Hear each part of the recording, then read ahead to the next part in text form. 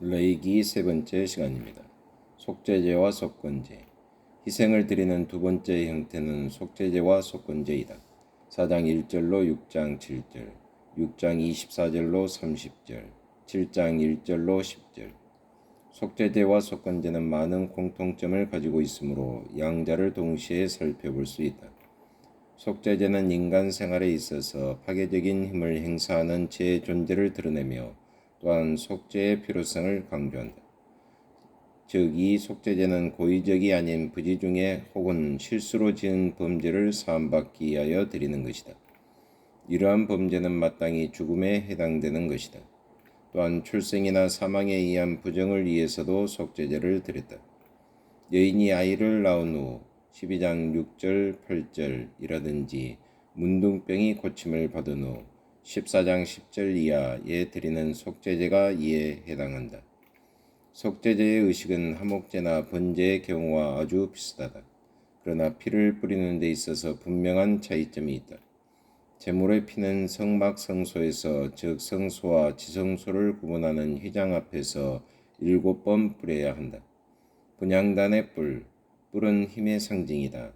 에도 피를 뿌려야 했으며 나머지 피는 번제단 아래 쏟음으로써 여호와 앞에 드려졌다. 대속죄일 16장에 생명의 능력을 담은 속죄의 피가 더 널리 사용되는 것을 볼 수 있다. 그 피는 성막 안에 있는 하나님의 보좌인 언약궤에 뿌려졌다. 희생 짐승 자체는 어떻게 되는가? 그 짐승은 죄를 담당하는 상징적인 존재이다. 기름과 콩팥은 번제단 위에서 태워지지만 짐승의 나머지 부분은 진영 밖에 있는 깨끗한 장소에서 불태워졌다. 백성들과 제사장을 위한 속죄제는 이렇게 드려졌으며 4장 1절로 21절 그 희생 짐승은 어린 수소라야 했다.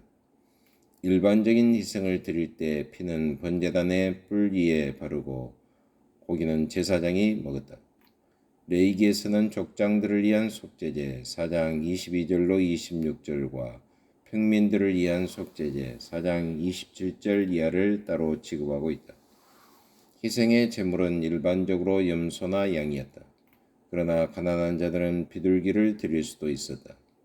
속건제는 다른 사람 또는 여호와께 속한 것을 부지 중에 취함으로써 하나님의 목전에서 범죄한 사람이 드리는 것으로서 희생제물은 흠없는 수양이다. 잘못을 저지른 자는 그 성물이나 사람에 대하여 번가를 갚되 그것의 5분의 1을 다하여 제사장에게 주어야 했다.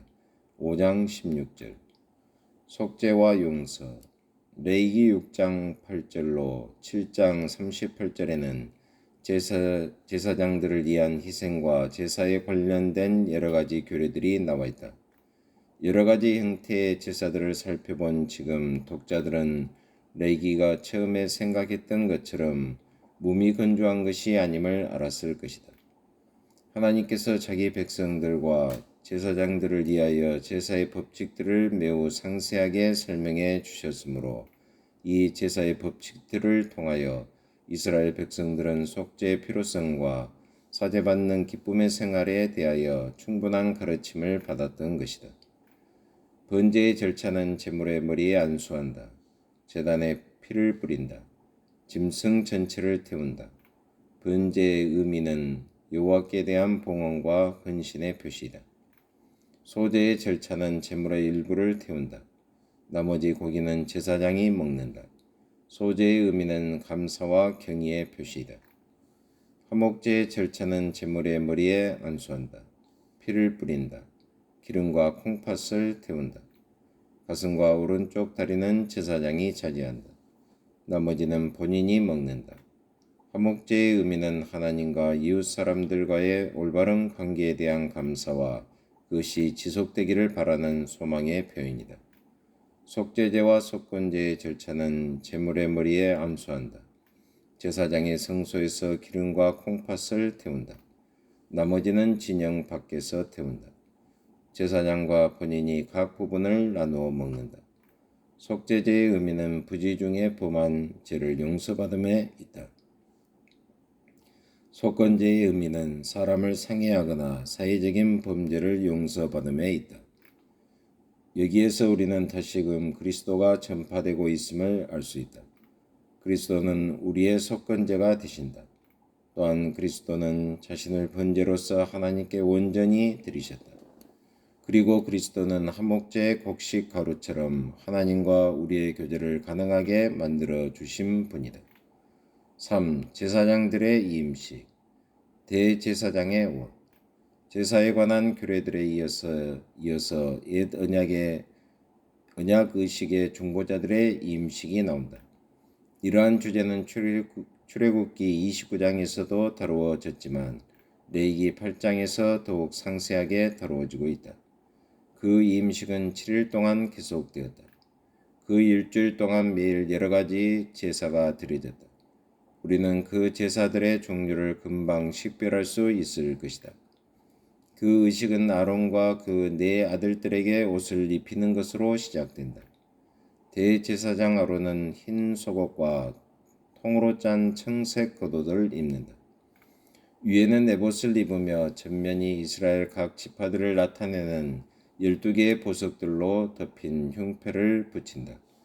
흉패에는 여호와의 뜻을 구별하는 데 사용되는 2개의 보석, 우림과 둠밈을 단다.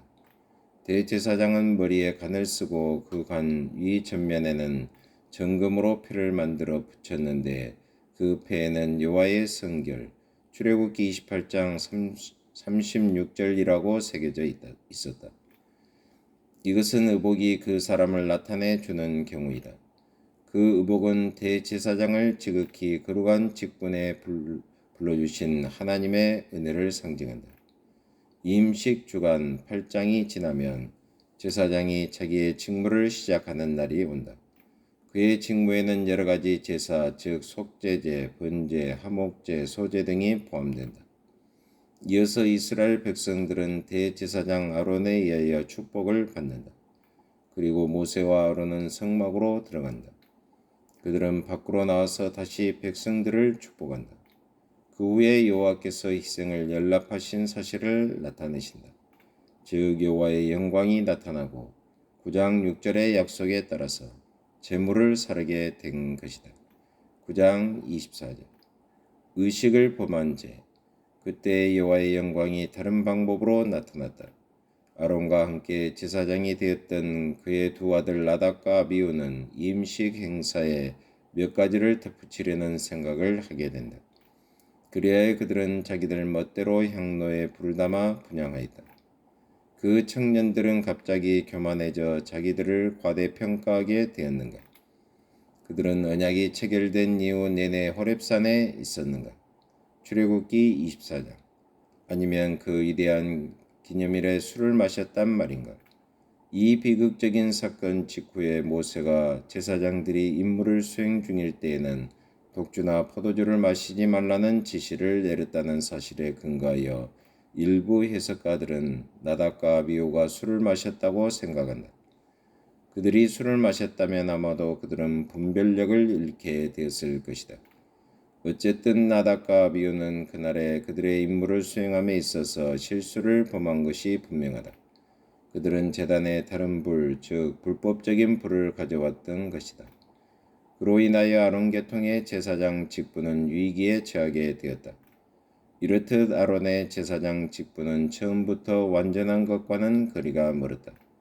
그리고 바로 이런 이유 때문에 제사장들을 위한 속죄제는 반드시 필요했던 것이다. 아론이 제사장 직분을 계속 수행할 수 있었던 것은 오직 하나님의 은혜로 말미암은 것이었다. 아론은 이미 제사장의 자격을 상실했던 것이다. 하나님 아버지 참으로 감사합니다. 계속해서 레위기서를 배움으로 하나님의 놀라우신 은혜를 저희들이 체험할 수 있도록 기회를 주심을 참으로 감사합니다. 오늘도 하나님의 영광을 위해서 최선을 다해서 말씀을 붙들고 전진하는 오늘 하루의 믿음 생활이 되게 하여 주옵소서. 예수 그리스도의 이름으로 기도하옵나이다.